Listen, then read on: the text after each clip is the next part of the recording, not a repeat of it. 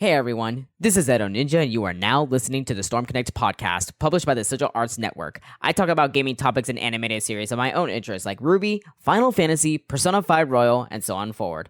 The goal I aim to accomplish on every episode is to provide insights on these subjects that are usually overlooked, to spread awareness, and learn more. I want to quickly apologize for the sudden inconvenience last week for the no-show on the podcast episode. So to make up for it, since this is another RWBY Volume 8 podcast episode, we will discuss the events of Chapter 2 and 3. So if you happen to be listening to this podcast for whatever A, B, and C reason and have not caught up to Chapter 2 and basically Chapter 3, what's going to happen is that I'm going to talk about the events in order of Chapter 2 and give the proper signal for when it's time for you to stop listening to this podcast until you watch Chapter 3. Other than that, you already know the procedure from here on out, so let's just dive right into this. So in Chapter 2, it starts out with Robin monologuing with the entire situation, even though, we already know, what happened, but I guess this is her way of coping or whatever, or just, trying to get her head straight. I don't know, but it's, we know. It also appears that she knows that Crow did not kill anyone or Clover at all. Jacques seems to be caught up with the situation at all, even though, he is still talking so much shit. Even for what's happened after for being behind bars, he is still talking all that good shit and still trying to play off as if, oh, yeah, I was just used. I did this, but, I am not evil or anything. Dude, shut up. You don't care. Stop with this gaslighting bullshit. The world of Remnants could be falling apart. Everything is now, finally burning. Not just Atlas, but everywhere, but he'll still find some way to make it about him. It's god damn, that's a character that really would not, actually shut up for being part of the situation that he caused. But, there are actually people that are actually like that, so I like how realistic they actually made Jacques. Pretty much for the entire show of RWBY, though, but I like it so far. Just annoying to deal with, of course. And they just happen to be grouped up with Dr. Watts. But what's really weird about this, the fact that, there are no other prisoners there. Are they located there for a very specific reason? I don't know. I can't even tell of, why there weren't any other people around or whatever. I don't know. We'll just have to see of what happens next. Eventually, Dr. Watts gets dragged out of the prison cell, even though, in reality, there's not any reason to interrogate him or to, get him to cough up some answers or whatever. So I think we can all take a wild, great guess as to where this is leading to, but as to how well this is going to be executed into the lore of RWBY, we'll have to see from that, though. But the one thing I could say that they're doing a good job of is the fact that, they're making the situation, very, so not only unsettling, but, there are many possibilities. It's really hard to tell what direction they're gonna go to. But they're doing it in a way that is not exactly oh, this is inconsistent, oh, this is pretty bad, in actual writing wise. It's oh, we're really up in here guessing of what they're trying to do and such. And of course, that gets answered eventually. So I like what they're doing. It's ooh, which party is gonna have the more advantage? Team RWBY, Team Atlas, or Team Salem? Now, I kind of want to talk about this part specifically because it looks like there might be some type of confusion here, which, again, this is still up to anyone's interpretation. So, we get some type of clear message of Crow's motivation for RWBY Volume 8. He wishes to kill the man that put them into the prison cells, which that could only mean two people, actually. So, here's the thing, right? Recap to Volume 7 real quick. If everybody chilled the fuck out and Robin did not throw the first hit there, then this would have not happened. If Ironwood did not lose his shit and pretty much have Team RWBY to be arrested, this also would have not happened. But here they are anyways. Tyrion framed Crow for killing Clover, which, it made the situation a lot worse when he's only being arrested just to, be held captive, trying not to stop Ironwood's plans, but it made things a lot worse. So Crow now has a serious grudge against Tyrion for that and to killing his friend that he has some huge emotional tie to, which, in a way, I have some questions about it. It makes sense to a degree, but, I don't know. And I'm going to get into that eventually. For right now, we're talking about these, as to who is being referred to here. So, obviously, it could be Tyrion that he wants to go after, but he already escaped. And we don't know, he doesn't probably know that he's still around Atlas. But then, at the end of Clover's final moments of Volume 7, he pretty much said that he is hoping and he's going to make sure that Ironwood takes the fall, meaning hopefully I think it's going to cost him his life that Crow wants to go after. And you know what? I don't necessarily blame Crow because I'm also tired of Ironwood shit. Like, he's been tired of him since Volume 3, since they've actually had first contact into the show like that. So, honestly, like, I think he just stopped playing the good boy act and was just like, you know what? No, I'm tired of this shit. My best friend was killed or whatever. It's time to get revenge. I'm tired of this. I want to go after this bitch, but first, I gotta kill off the Tin Man here. So it is possible that Crow probably wants to kill both of them, but as to who he has in priority at the moment, that is a mystery. Which, if you want my personal take on it, I think he's gonna go after Ironwood because, I mean, how the hell is he gonna go find Tyrion right now? Like, I don't think he knows that Salem is here and everything that's happening in Atlas. I don't think he's aware of all the chaos that's happening outside.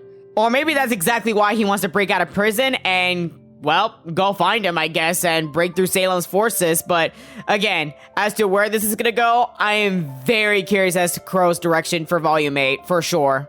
He'll be accompanied by Robin Hill, and despite with Robin Hill's flaws here and there, I actually like her as a character. So I'm really curious as to where her direction goes off to, and I really am hoping she does not die in this volume. I can't have this. So we'll see how this goes. To the next segment, we see Joanna take over the news for whatever reason. Well, we do know the reason, but it's just so funny how she walked up to the newsman and was just like, hey, give me that shit real quick. Thanks, bitch. So she relays the message to Mantle that Ironwood has pretty much like abandoned everybody. So it's just like, oh yeah, like he already saved what he can save and such. He won't help out with the evacuations, even though he clearly can still, since Salem's forces has not moved in. So she relays the message to have everyone evacuate to the slums, which there are some people that got like the wrong impression out of this. It's like, you know, okay, like, look, I get it that like she didn't exactly like relay the message into the best way, but it's like Ironwood is not helping you, but she is. So there's no time to really cater to everyone's like, oh yeah, like that was kind of offensive. Like, no, this is a matter of urgency. So it's like, move your ass if you want to stay alive.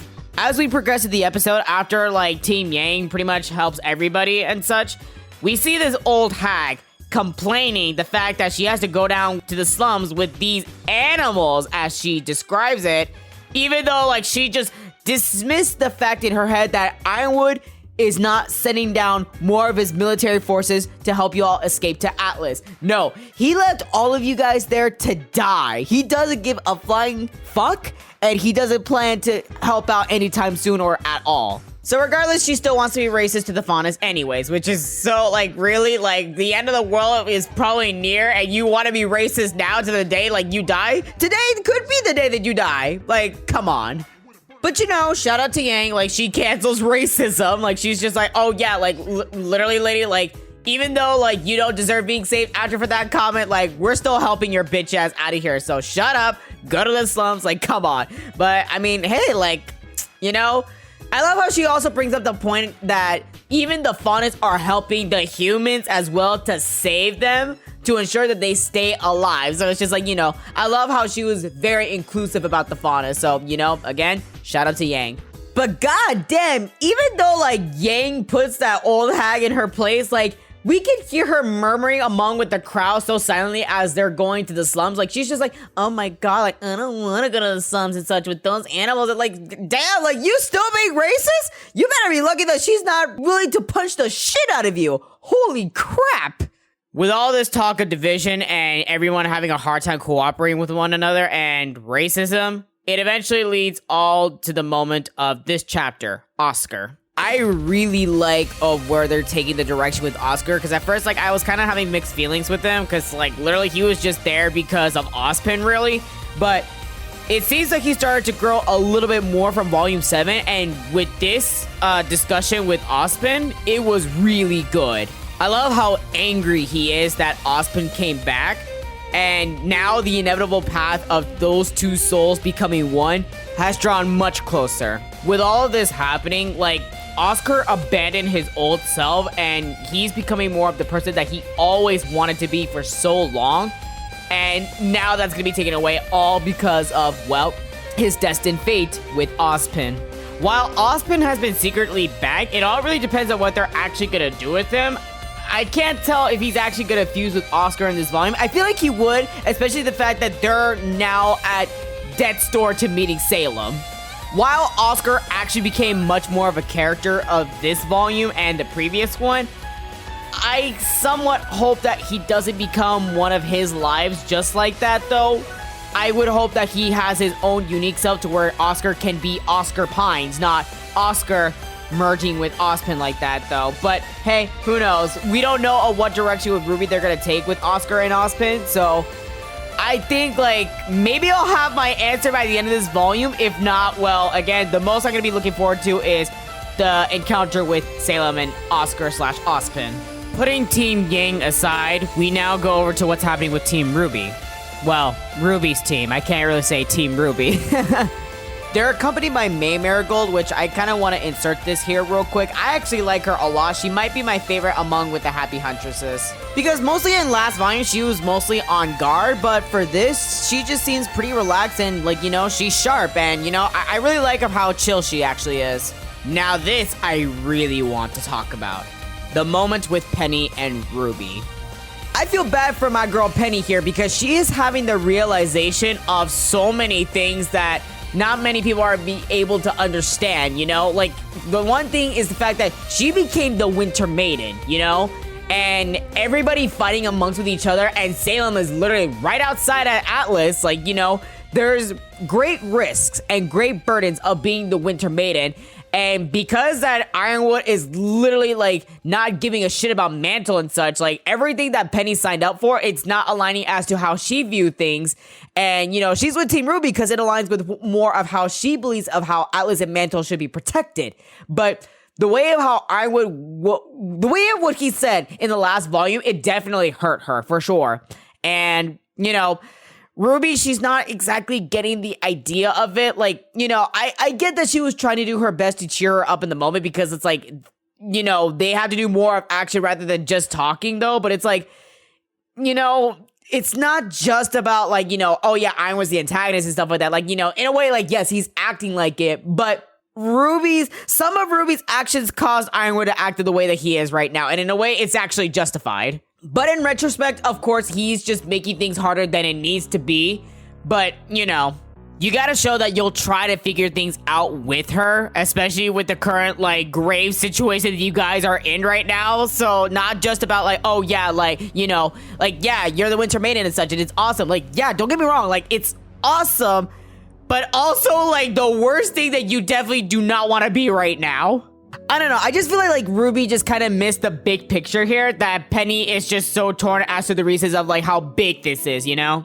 Oh yeah, I also like how easy it is to get to Atlas. Like, they just randomly put that in out of nowhere, but it also kind of makes sense due to the design of Atlas and Mantle. Speaking of getting to Atlas, let's all appreciate Nora real quick for, like, literally, like, easing up the tension real quick with shooting up Weiss to the fucking tubes to get to Atlas. Oh my god, that shit was fucking funny.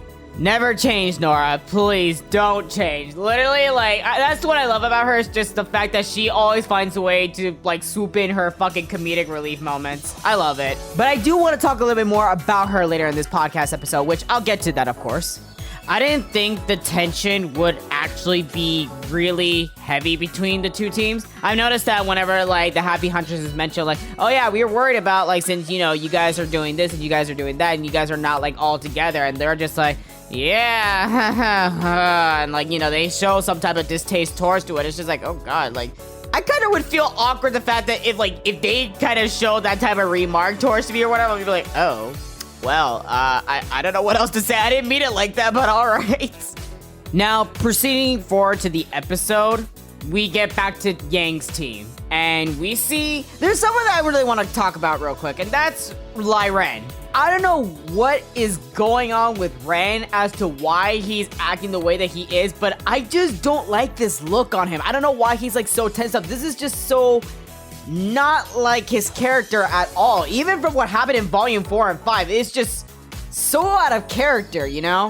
Like, I can't even draw a picture as to why he's acting the way that he is. Like, I get that, like, everyone's frustrated about the whole relic situation. Salem's here. Everyone is, like, so fucked up and so torn up that, like, they're even fighting amongst with each other. But, like, there's just something with Ren's energy. I don't know what it is, but his tension seems to be growing bigger each chapter that he's featured on. And I don't know how to feel about it.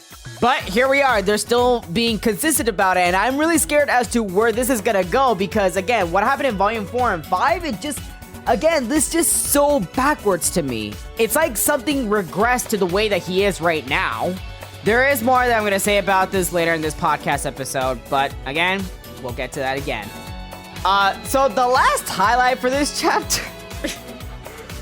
I'm sorry.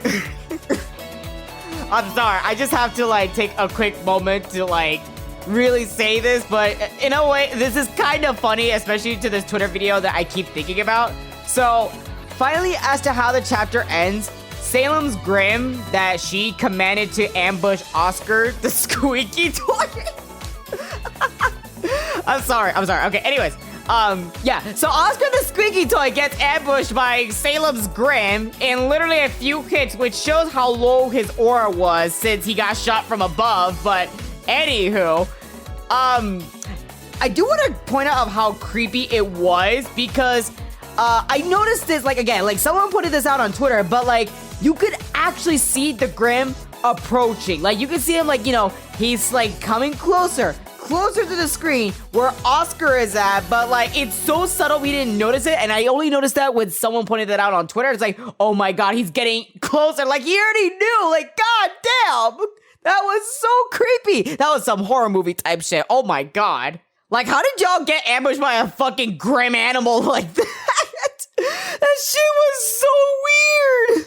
But yeah, he literally planned for a successful ambush on the Oscar the squeaky toy. It's just how the Grimhound was beating the living crap out of Oscar, like as if he was the dog and Oscar was actually the squeaky toy. Oh god, I feel so sorry for Oscar.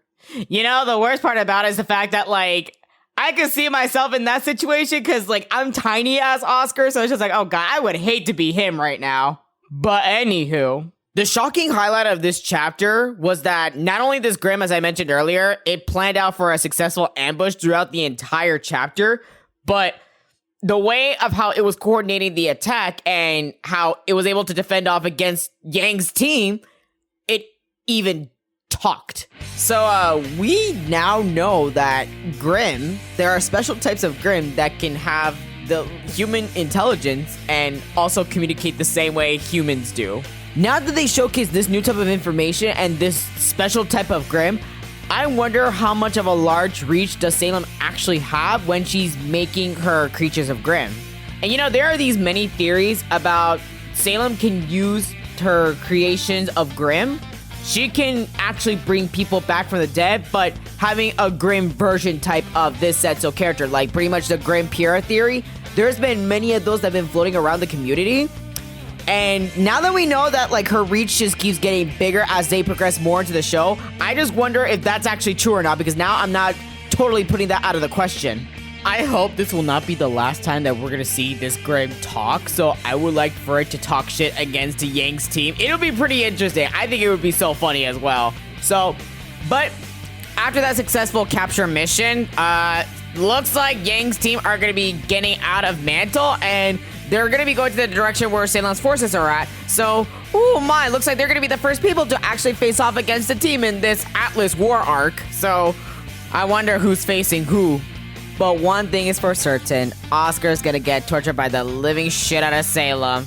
I would be surprised if they don't meet in this volume, because, like, after that, like, oh no, there's no way in hell that Salem would not meet Oscar. That's all I really have to say for this chapter, chapter 2. I would have to say that this was a really solid chapter, especially the fact that, again, like, the biggest highlight was the fact that Grimm can have the same human level of intelligence. Like, I don't know, what are you guys' thoughts about that? Are there more theories that you're now crafting out of this because that we've been presented with this? Let me know at StormConnectEN on Twitter. I would love to hear your guys' thoughts about it. And now it is time for those that have only watched chapter 2 and have not watched chapter 3. It is time for you to leave this podcast. Take a gander at that, and then you guys can come back around the, let's see, 19 and 35 seconds. You guys can come around that time, and then you guys can finish out the rest of this episode. But first, obviously, watch that chapter first, come back here, and then we'll go from there. However, if you watch chapter 3, keep on listening. And now chapter 3. This is more about Ruby's team, and they already made it back to Atlas so easy. So I want to quickly mention, like, even though, like, the tensions are high and such, like, the comedic moments, they don't feel like they're not taking the situation too lightly. It feels like the comedic moments of how they're inserting it this time in this volume feels right. For example, Penny continues to have much more characteristics of a human, and when May refers her as Robot Girl, she finishes us to, like, you know, where they need to go, and after that she ends it off with, by the way, my name is Penny, which, you know, she obviously was offended by that Robot Girl comment because she's especially more than that, so she's like, call me by my name, please. Another thing that I want to mention, the last chapter, I didn't mention it as much though, but this chapter shows it especially. Blake has not been this alive since volume 1, 2, and early 3. She's been a little bit more humorous. She's brought back her sassy old style comments. Like, wow. Normally Blake would be more paranoid and she usually would be in high anxiety, but it's really nice to see this side of Blake again. We appreciate the cat girl. I also love the interaction with Ruby and Blake when Blake was just like, oh wow, she really figured out your semblance before you did, and Ruby was just like, yeah, like, remember the time that you ran away and she figured out that you were a funnest before we did? Like, that's crazy. Good memories. Back when the Ruby show used to be something so simple, yet something that we all used to adore very much, and now we all cannot look at the shows the same ever again, and we're all theorizing and dying in the inside as to who's gonna die next in this volume, and so on and beyond of the future of Ruby. I'm really thrilled. Speaking of the semblance, they finally properly explained Ruby's semblance as well. However, it only shows of how inconsistent that they are with their writing, unfortunately. Like, at first it was to burst in rose petals at an extreme velocity, which, you know, that part is true. What doesn't make sense? When she does that, she's able to break herself down into molecular components and it negates her mass, but that contradicts exactly as to what happened in the show. Like in Volume 3, Mercury kicked the living shit out of Ruby when she used her semblance. In Volume 2, Ruby had issues carrying Penny when she was using her semblance. And even in the last volume, she was able to break through Ironwood's doors when she was fighting against the Aesops. And she could use it on people, but like, there are instances where she just didn't, and there are some people that just happened to twirl with her while bursting into rose petals. I don't know, this doesn't make any sense to me. But now that's officially established, I just hope they keep up with that consistency, because again, like, that doesn't make any sense. I don't know, it is what it is with the semblance and such. Like, I honestly don't care that much about it. Like, again, the most crucial part about Ruby is her silver eyes, not her semblance. But anywho, next we eventually see Ironwood using Watts, just as we feared. So instead of killing Watts, he wants to use him, but essentially what he's actually doing is helping Salem now. This will be Ironwood's greatest mistake, and here's why. He's now fully aware that Penny is now the new Winter Maiden, and he is still on to the goal of reaching the relic. And he decided that he used one of his greatest enemy's forces as an asset. Now, let's say, because they've been hinting this so heavily throughout this show, let's say that they successfully hack Penny and they get her to join on their side, Ironwood's side, and grab the relic. Does he fail to realize of how much power he's giving to Dr. Watts? Literally, once Dr. Watts has the idea of how to control Penny, it will be to his greatest advantage, meaning it will be Salem's advantage, not Ironwood's advantage. Like, does this dumbass realize of the situation he is putting himself and everyone under? Like, does he even have a protection plan against that? Because I don't see how he can protect himself from that ever happening. Literally, after this, he is fucked. And because I see this happening, I am seeing some death flags attracted towards to Ironwood now. As a matter of fact, I hope he dies now. Girl, if you want to kill Ironwood, this better be your volume. This is your moment to shine in this volume for you to do so. I am tired of this dumbass already. I'm pretty sure I said this in my podcast, but I'm going to reiterate myself again. Literally, if Penny becomes the Winter Maiden, and if she is on Salem's side because of Dr. Watts here, there's absolutely no point of keeping Cinder around.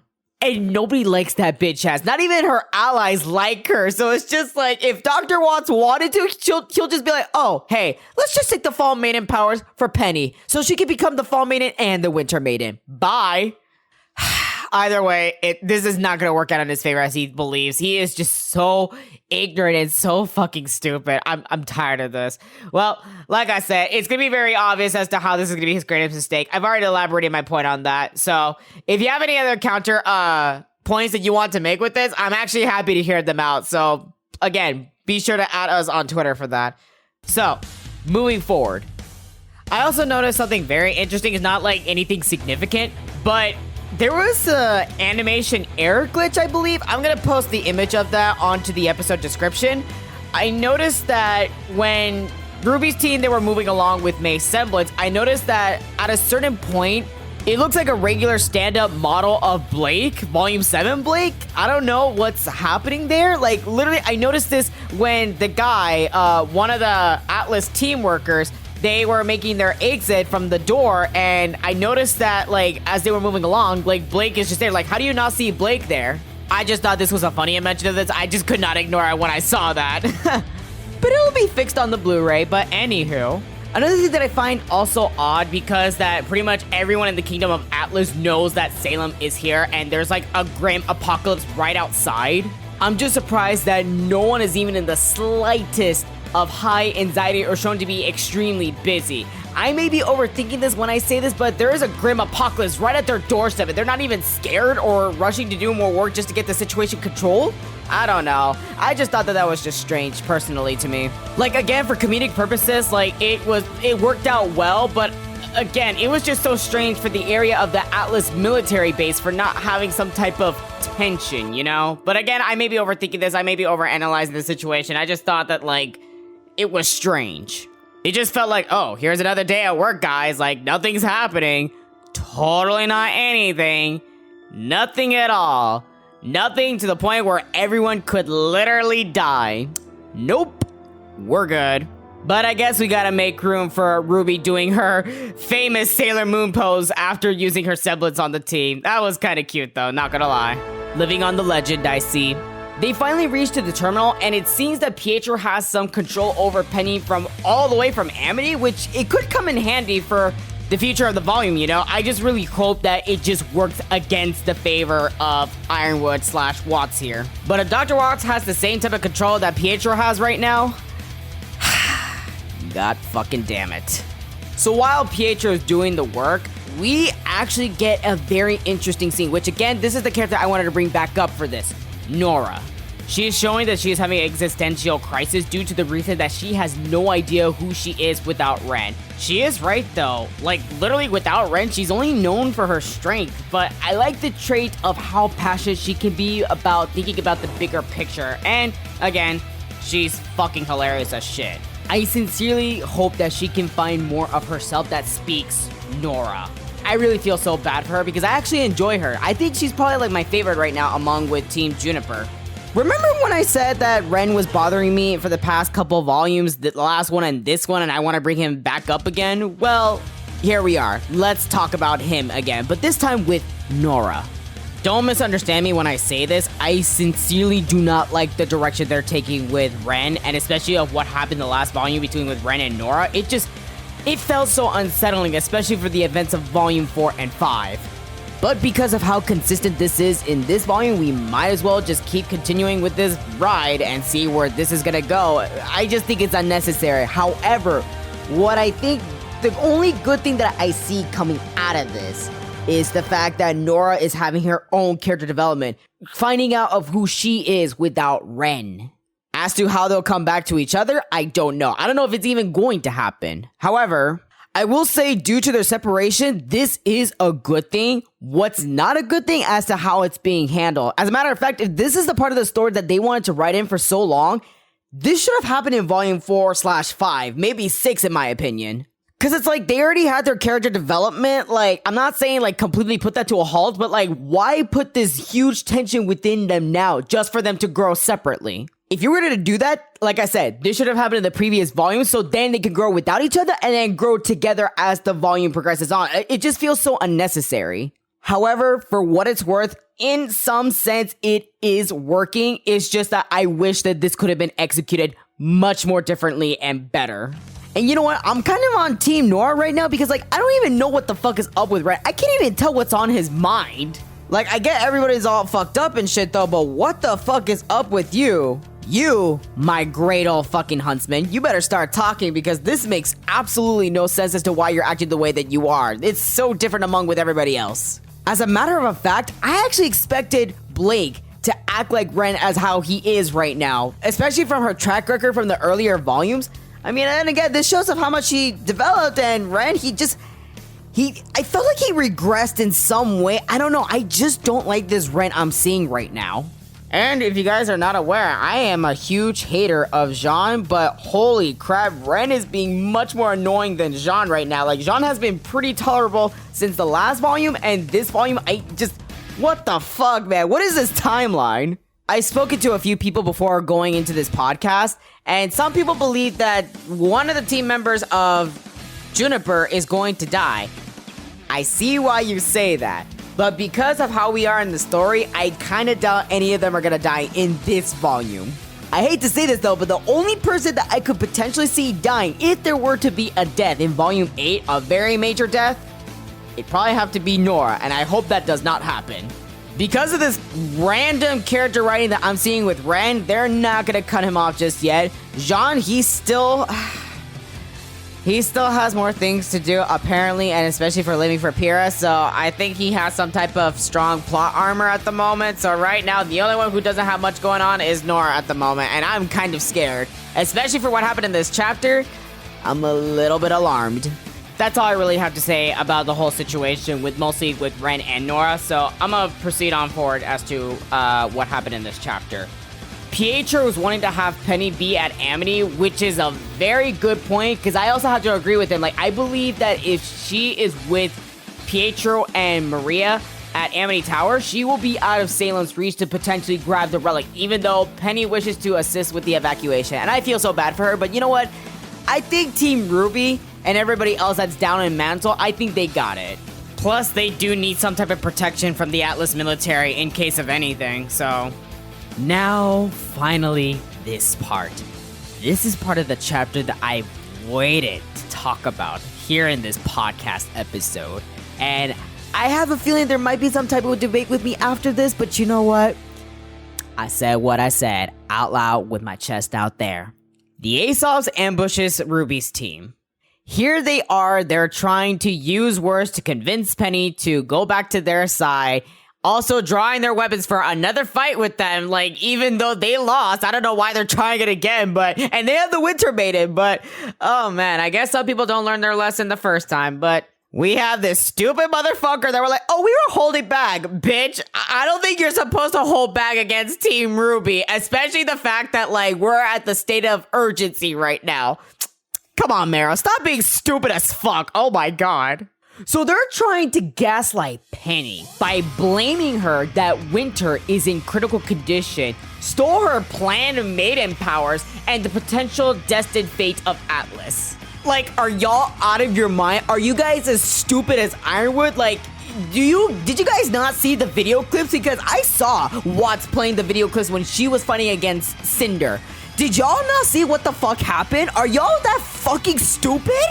Like, Vine is literally, like, the only voice of reason, even though I was not happy of what he said after that, though. But it's like, it sounds like you guys know exactly what happened in that fight. So what the fuck are you guys doing, like, twisting the situation as if it's her fault? Shut the fuck up. But what's even more unbelievable to me is the fact that Harriet believes that Penny will be responsible for Atlas and Mantle to die if she does not cooperate with them. Like... did you forget of what happened in Volume 7? Like, you guys are abandoning Mantle to die, and y'all don't give a flying fuck about that. Oh. This is making me angry. Oh my god, I hate them. I hate them so much. Like, what the fuck do you mean Atlas and Mantle to die? Y'all are fucking, like, you guys are fucking dying one by one slowly. Y'all care about Mantle now? You guys are meaning to tell me that after for whatever the fuck happened in Volume 7, you guys care about Mantle all of a sudden? No, the fuck you don't. No, shut the fuck up. I want you all to shut the fuck up. Oh my... Oh, God. I know what some of you guys are thinking, that you guys probably want to stop this episode as I'm talking about this, but no, I'm not done here. No. I'm not done here. We're going to talk more about this because this is a fucking problem, okay? They truly believe Ironwood's way of saving Atlas. Saving, in quotations, is the right way, even though he is working with Dr. Watts. That could give him the back door to escape and could work in Salem's favor even more. Oh my god, why are these motherfuckers not thinking? So, you mean to tell me that you all plan to convince her, and then y'all were gonna fight her anyways, and we have Harriet's bitch ass over here talking the most shit, because she loves to talk shit all the fucking time, and sometimes, Elm too. We have the fucking shit talker over here going like, oh yeah, what are you gonna do about a tin can? Ooh, oh, bitch. And so you have chosen death. And you know what, bitch? Because you and the rest of the fucking Aesops deserve to be in the same fate as your stupid motherfucking dumbass leader over there. Guess what? Y'all forget about what happened to your leader? Yeah, he died. And I hope you all suffer the same fate as him. If not, probably worse. And I was hoping that Penny would incinerate the shit out of you in that chapter. That didn't fucking happen. But you know what? It's okay. Expect it to. I don't care who fucking does it at this point. Cinder, Salem, somebody. I don't care. These fucking empty head motherfucking machines of Ironwood's favorite pets. Those fucking pet dogs. Oh, get them out of my screen. No, I'm tired of this shit talk. I'm tired of their stupid gaslighting tactics. Fuck them. Fuck Marrow, fuck Vine, fuck Elm, and fuck Harriet. I was already a little bit happy that Clover died. You know what? Join him. Just join him. It's okay. Like, literally, I'm not complaining. It's okay. You all deserve that because, you know... Okay, so I've been talking about the Aesops with my friends for a while, and I've expressed clearly to them that I dislike the Aesops from the very start. I don't know what it was about them, but I just could not... actually like them except for Vine. Vine, in this chapter, I lost all respect for him. Elm was just fucking annoying, so I didn't give a shit about her. Harriet just likes to talk shit, and I just want her to fucking shut the fuck up, man. And Marrow was really annoying. He was just so fucking annoying. I don't know what it is about him, but I just don't like him. But after this chapter, some people are telling me that Marrow might have some redeeming qualities. Because it seems that he's not fucking around with what they're doing. It's just the fact that, he's not, really showing it or being vocal about it, though. And I'm just like, well, that's fucking bullshit because he was also with them, gaslighting Penny. Like, oh, yeah, if you do this, you'll save Atlas. Like, you didn't have to partake into that, dude. Shut up. I'm just saying this right now. I get that he's following orders, but he didn't have to do all that. All he had to do is just follow the order as to whatever there was that he was given by Ironwood. He didn't have to talk like that. He didn't have to do that. He had his choice. And guess what? He made his choice as to being an empty-headed motherfucking Ironwood's pet dog. So you know what? I hope he suffered the same fate as everybody else. Vine, I had some hope for him. I actually had little hope for him, but like I said, I lost all the respect for him. They didn't have to do all that, but they chose to do it. So fuck them. I hope they fucking die, and a terrible death preferably, but as long as they somehow die, I don't care what happens next, because I'm tired of them. I'm so fucking tired of them. Salem, get them! And I can't believe I'm saying this, but I mentioned this earlier, the fact that I don't care who does it. Again, if Cinder does it, that's even wonderful. And I don't like Cinder, even as an antagonist, especially, I still have not forgotten what she did to fucking Pyrrha. I still have not forgotten about that, though. But you know what? This will be a redeeming quality if Cinder just kills them. That's okay. I will not be complaining. I'm just saying, I know there might be some people that like the Aesops, but no, you will not disrespect the Winter Maiden like that. You will not disrespect Penny like that. No, not in this household, not in this podcast, not here in this household. So in conclusion of what I'm trying to say here, even though I emphasized this many times, fuck the Aesops. Now, as I mentioned earlier, the fight did not exactly go out as the way I hope it would, but I mean, in some way, it still kind of worked out. So again, allow me to elaborate a little bit more about that. The Aesops were able to trap the team, except for Penny. And obviously, this was a way to show of what Penny is now capable of now that she's the Winter Maiden. So because she just became the Winter Maiden, I'm just keeping this in mind, she's a freshborn out of this now. As for what we know in the show, the Maidens are fucking powerful as hell. They're scary. They're actually terrifying. As for the newborn Winter Maiden, Penny did actually not do so bad in that fight. Obviously, we've seen better. It's just probably she needs more time to actually have control over her power and, realize of the capability that she can perform. But the way of how she fought with the Aesops, it looks so elegant. I actually loved her new style of fighting. Like, there were many great shots that she had. I like took a lot of pictures of it. I'm like, oh my god, this is literally screenshot worthy. I love it. They did a really good job for this fight. Even though, in my opinion, like, again, like, when someone is a maiden, like, it's kind of over, like, you really tried it. But, I mean, again, it's not exactly impossible for a team to go up against a maiden. We've seen that in the past before. But, I mean, given to how strong Penny actually is, dog, it should have ended a little bit sooner, especially to how scary it is, though. But, hey, I mean, some people like to try sometimes, I guess, like I mentioned earlier. But who knows? Maybe they'll have a random round 2, and guess what? They'll be even more fucked up when the next time they fight again. I hope they keep at it with her fighting style because I love this new look on her. There's many people that say that, like, this could have ended with Marrow abusing his semblance, but the thing is the fact that it seems that there is a strong limitation to it because it looks like it could drain his aura pretty fast, and he can't hold it out for that long, it seems. And the thing about it is the fact that, like, I don't know why Penny did not think of this. I don't know if this is, like, possible or not, though, but, like, she is the Winter Maiden. Like, she literally could just get a lightning bolt out of nowhere to stop with Marrow, you know? I don't know why she didn't do that, though, because we've seen, like, the maidens use their powers without, like, moving a fucking inch. Like, we kind of saw an example of that in Volume 7. Like, Marrow used his semblance on Weiss, but guess what? Like, he can only do at one person at a time or at, like, one area. So, he was able to stop Weiss, but he was not able to stop her summoning. But I mean, eventually the fight kind of just stops because, like, Nora, she overcharges herself to the point where she was able to break through the door. But, again, like I said, I'm seeing some death flags for Nora because even when she wakes up, I truly hope that she isn't out of commission because what she just did, that could actually paralyze her or, like, fuck up her system really badly for the rest of her life. Like, it doesn't matter if it's her semblance or whatever. Like, I mean, look, we just saw that it broke her semblance. Like, fucking hell. Like, that was too much. But hey, shout out to fucking Super Saiyan. Like, she did what she needed to do. And again, like, we stand Nora here. After that, they did manage to escape anyways, but here's the problem. So, there was a change of order already. Harriet stole Penny's weapon, which, again, what we've been talking about with Dr. Watts here, I don't think I need to say the rest. At this point, it is highly likely that Ruby will be facing a new Penny next time, if you kind of catch my drift. At this point, if Crow and Robin bust out of jail on time, we're going to have a recreation of Volume 7 again. Specifically, when the fight transpired with Clover, Robin, Crow, and Tyrion. And again, with so much, like, high tension among with the characters, this is the reason why I titled this episode Picking Them Off One by One. Nora is knocked out, and, you know, again, we don't even know if she'll be fine when she wakes up. Oscar got kidnapped, and, you know, there might be some death flags towards to him. Penny is in grave danger right now, possibly in grave danger, and there are other characters that are attracting so many death flags, it's hard to tell who is next to die. But it's gonna be a lot of people, for sure.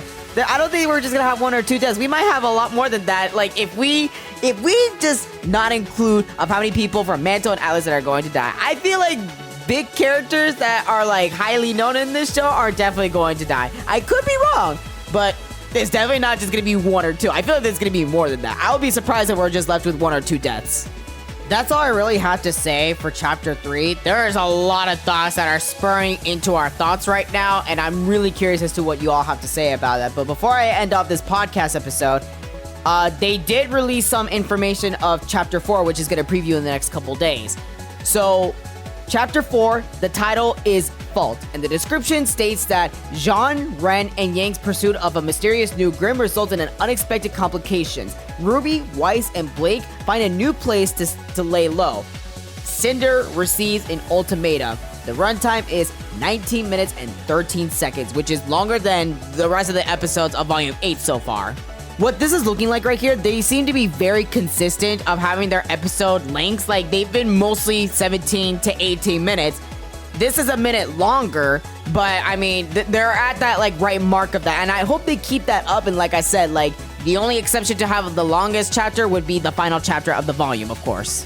So far, for their runtimes, they're doing a very good job of the story and how it's developing so far. So far, Volume 8 is actually not that bad. Despite of its flaws it usually has, like, it's not boring. Like, they're actually, like, keeping us, like, something to think about for the next chapter and so on forward. That's all I really have to say about this, so I guess we'll have to see the next chapter and see what happens next. And that's all going to be for the podcast episode. If you're listening to this show on Apple Podcasts, be sure to leave out a 5-star rating if you enjoyed the podcast. Hit up the Storm Connect Twitter at StormConnectEN or other platforms this podcast is on for feedback on the show. We have merchandise available, sponsored by King Styles Apparel, so be sure to check out the stylish t-shirts, hoodies, and more that myself and Shmer were able to develop for you all. And truly, I hope you all are having a wonderful Thanksgiving and hope that you guys have a safe and wonderful holidays. Be safe out there, be healthy, stuff like that. We're hoping that things are going to settle down really soon, which, you know, it's going to take a little bit more time. But again, we're all here for you guys. So thank you all so much for tuning down to this podcast episode. This is Edo Ninja. Thank you for your time for listening to this podcast episode. Stay safe, healthy, and for heaven's sake, stay smart.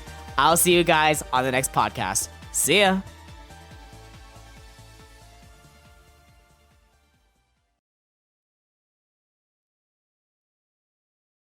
Oh, my apologies, everyone. I forgot to mention one more crucial thing to mention in this podcast episode. Fuck the Aesops. That's all I had to say. Thank you once again. I'll see you on the next podcast episode. Bye.